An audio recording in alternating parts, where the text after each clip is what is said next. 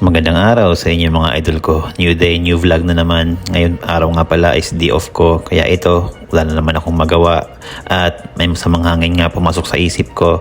Kaya ito, naisipan ko mag-gym. Gabi na nga pala ako pumunta. Kaya solo ko na ang gym. At ang unang ko nga palang ginagawa pagdating ko ng gym is mag-treadmill. Mga 10-15 minutes lang yan para mag-warm up. Saka stretching onte. Mag-isang taon na rin pala bago ako nakabalik ulit dito.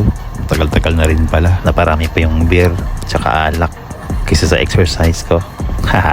Well, di nyo naman ako masisisi.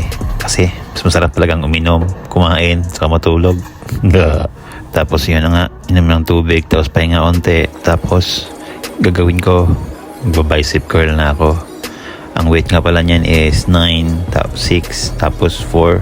So non-stop nga pala yan mga idol hanggang sa failure na. Hanggat di ko na siya nabubuhat.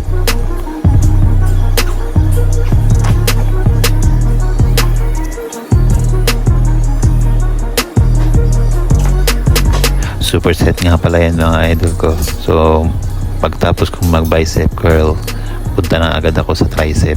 Tapos mula sa pinakamabigat hanggang paggaan ng paggaan hanggang nabubuhat ko pa hanggang failure din. Yan lang yung routine ko araw-araw. So after ko sa tricep, di ko alam kung anong tawag na dito.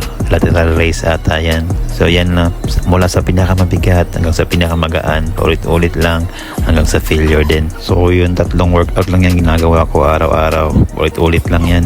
Tapos niyan, pagkatapos kong mag-workout, diretso na ako sa shop, bibili na ako ng beer, tapos next year na ulit. Bye-bye!